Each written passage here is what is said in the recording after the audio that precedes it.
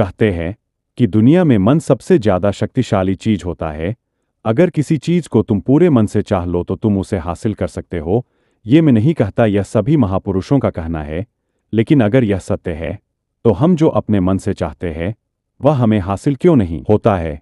भाई, कोई भी इंसान अपने मन में तो दुख नहीं चाहेगा, लेकिन वो रहता तो दुखी है। हर इंसान अपने मन से तो कामयाब होना चाहता है और खूब पैसा कमाना चाहता है, लेकिन फिर भी वह कामयाब नहीं होता। भला ऐसा दुनिया में कौन इंसान होगा जो अपने मन में यह चाहेगा कि मैं नाकामयाब रहूं या मैं पैसा ना कमाऊं? सोचने की बात है। तो इसमें दो चीज निकल कर सामने आती है। या तो वह महापुरुष गलत थे जिन्होंने यह बात बोली कि मन से चाहे हुई चीज हासिल हो जाती है, या फिर हम गलत है। आज मैं जो कहानी बताने वाला हूं, जिससे आप अपने मन से कोई भी चीज कैसे करवाई जाती है, मन में किसी भी बात का बीज कैसे बोया जाता है, यह इस कहानी से आपको अच्छी तरह से समझ में आ जाएगा। दोस्तों, कहानी छोटी सी है लेकिन बहुत ही गहरी है। इस कहानी में आप खो जाए उससे पहले आप इस चैनल को सब्सक्राइब कर ले और आप इस कहानी को पूरा लास्ट तक जरूर सुने, तो ही आप अच्छे से इस कहानी का पूरा लाभ ले पाएंगे। एक बार की बात है, एक आदमी के जीवन में सिर्फ दुख ही दुख थे। वह जो भी काम करता उसका वह काम पूरा ही नहीं होता। घर में आता तो घर में कलेश बना रहता, किसी से कोई मदद मांगता तो कोई उसकी मदद नहीं करता। ऐसा लगता था कि चारों तरफ से उसके ऊपर दुख का पहाड़ टूट पड़ा है। उसे समझ नहीं आ रहा था कि इन दुखों से कैसे छुटकारा पाओ। वह दिन रात यही सोचता रहता था कि अपने दुखों से छुटकारा कैसे पाना है। इसी कारण से वह रात में सो भी नहीं पाता था। उसकी आंखों के नीचे बड़े बड़े काले घेरे बन गए थे, जो इस बात का प्रतीक थे कि वह आदमी कितना दुखी है और कितना चिंतित है।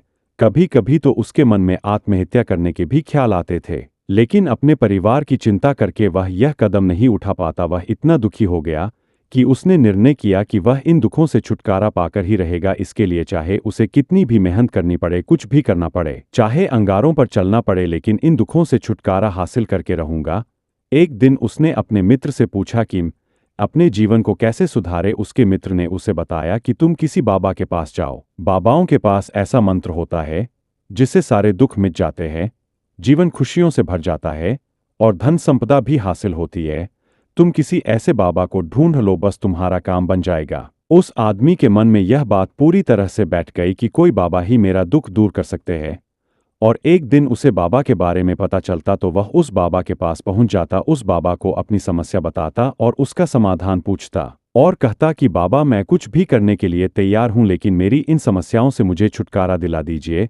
आप जो कहेंगे मैं वह करूंगा, लेकिन मेरे जीवन को सुधार दीजिए। बाबा उसे कुछ टोने टोटके करने के लिए बताते थे और बदले में दान दक्षिणा ले लेते थे। यह टोना टोटका करने के बाद तुम्हारे घर में सुख शांति बनी रहेगी, बस इस टोटके को पूरी विधि के साथ करना। वह आदमी घर लौटकर पूरी विधि के साथ टोने टोटके करने लगा, लेकिन बहुत टोने टोटके करने के बाद भी उसके जीवन में कुछ बदलाव नहीं आया।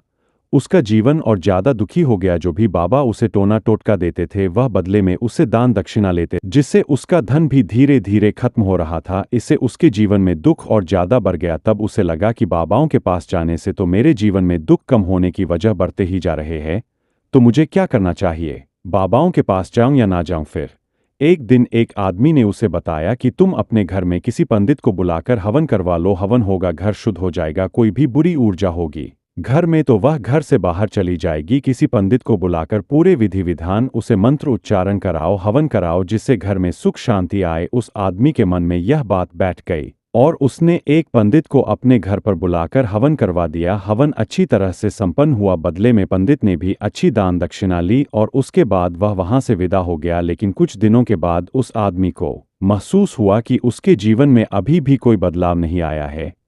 अब वह आदमी पूरी तरह से दुखी हो गया और ज्यादा परेशान हो गया। अब तो उसे लगने लगा था कि मेरे जीवन में दुख कभी खत्म ही नहीं होंगे, और यही सोच सोचकर उस आदमी का बुरा हाल हो गया था। फिर एक दिन उसे अपने मित्र से एक ऐसे बाबा के बारे में पता चला जो समाधान बताने के लिए कोई दान दक्षिणा नहीं लेते थे। उस आदमी को लगा कि यह बाबा दूसरे बाबाओं की तरह नहीं हो सकते, क्योंकि यह तो दान दक्षिणा लेते ही नहीं, और अगर दान दक्षिणा नहीं लेते तो यह सच में कोई सिद्ध बाबा होंगे। और यही सोचकर वह उस बाबा के पास पहुंच जाता है। जब वह आदमी वहां पर पहुंचता है तो वह बाबा ध्यान में बैठे हुए थे। यह देखकर वह आदमी वहीं पर चुपचाप बैठकर ध्यान से बाहर आने का उनका इंतजार करने लगा। थोड़ी देर बाद बाबा ने आंखें खोली तो सामने एक दुखी और परेशान युवक को बैठे देखे। उसकी आंखों के नीचे काले घेरे देखकर ही समझ गए कि यह आदमी अपने जीवन से कितना परेशान है। बाबा ने पूछा कि बच्चा, क्या चाहते हो? बाबा के पास क्या लेने आए हो? उस आदमी ने कहा कि बाबा, अपने जीवन से बहुत परेशान हूं। मैंने इन दुखों को दूर करने के लिए बहुत सारे रास्ते अपनाए, हर वो तरकीब करके देखे लिया, लेकिन मेरे जीवन में दुखों में कोई कमी नहीं आई बाबा। इसके विपरीत मेरे जीवन में दुखों में बढ़ोतरी हो गई है। मुझे समझ में नहीं आ रहा है कि मैं क्या करूं। कभी कभी तो आत्महत्या करने की सोचता हूं, लेकिन अपने परिवार को सोचकर मैं यह कदम नहीं उठाता हूं। मैंने आपके बारे में बहुत सुना है बाबा, और मैं बहुत उम्मीद के साथ आपके पास आया हूं। कृपया करके मुझे कोई ऐसा मार्ग बताएं जिससे मुझे अपने दुखों से छुटकारा मिल जाए। अपने दुखों से छुटकारा पाने के लिए कुछ भी करने को तैयार हूं। आप मुझे कोई भी रास्ता बताएं, चाहे वह रास्ता कितना ही कठिन क्यों ना हो, उसको पार करके रहूंगा। बाबा ने महसूस किया कि आदमी तो सच में बहुत परेशान है। बाबा ने उसकी बात सुनकर कहा कि बच्चा, दुखों को दूर करने के लिए मंत्र ऐसे ही नहीं मिलते हैं। मंत्र पाने के लिए कुछ करना पड़ता है। तुम कुछ कर सकते हो। यह सुनकर पहले तो उस आदमी ने सोचा कि यह बाबा भी मुझसे दान दक्षिणा मांगेंगे, लेकिन और कोई रास्ता न पाकर उस आदमी ने कहा, बाबा, आपको जितना भी दान दक्षिणा चाहिए देने के लिए तैयार हूं, लेकिन आपका मंत्र सच्चा होना चाहिए, वह पूरा होना चाहिए, उसका फल मुझे मिलना चाहिए। उसके बाद आपको जो भी दान दक्षिणा लेना चाहते हैं आपको दे दूंगा। बाबा ने कहा, दान दक्षिणा तो बहुत छोटी चीज है, मुझे वह नहीं चाहिए। इस पर वो आदमी सोच विचार करके बोला, तो बाबा, मैं अंगारों पर भी चलने के लिए तैयार हूं, आप मुझे बस आज्ञा दीजिए। बाबा ने कहा कि अंगारों पर चलने वाली छोटी चीज मैं तुमसे नहीं कराने वाला हूं।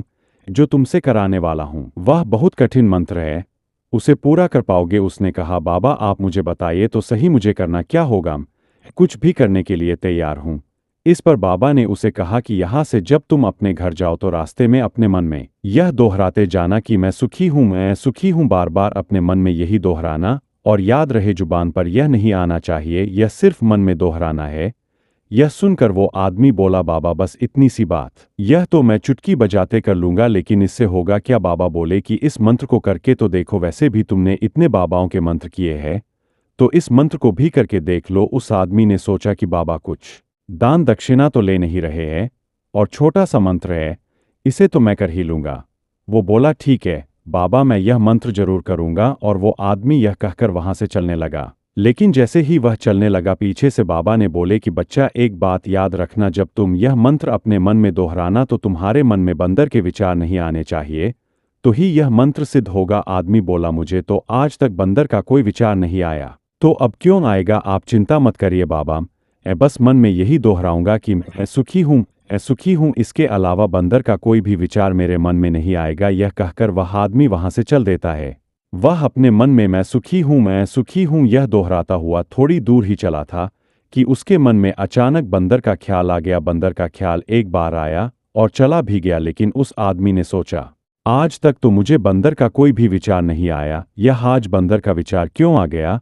और ऐसे करके उसने उस बंदर के विचार को पकड़ लिया और यह भूल गया कि मुझे क्या मंत्र दोहराना है, और वह बंदर के बारे में सोचने लगा। जब थोड़ी देर बाद फिर से उसे होश आया तो वह फिर से अपना वही मंत्र दोहराने लगा जो बाबा ने उसे बताया था, लेकिन अचानक से उसे एक बंदर दिखाई दिया, और यह देखकर फिर से उसके मन में बंदर का विचार उठ गया, और यह देखकर वह इस विचार को बाहर फेंकना चाहता था कि मेरे अंदर किसी तरह से बंदर का विचार ना आए, लेकिन उसे तो सामने बंदर ही दिखाई दिया। ऐसे ही जद्दोजहद करते करते घर पर पहुंचा, और घर पर पहुंचने के बाद अपनी पत्नी को कहा कि हे बंदरिया, मुझे खाने में बंदर परोस दो। और जब उसे एहसास हुआ कि उसने क्या बोल दिया तो वह अपने बाल नोचने लगा और दीवारों में सर मारने लगा कि आज तक मुझे बंदर का कोई भी विचार नहीं आया, और आज मुझे यह क्या हो गया है कि मुझे हर जगह बंदर ही बंदर नजर आ रहे हैं, यह कैसी माया है?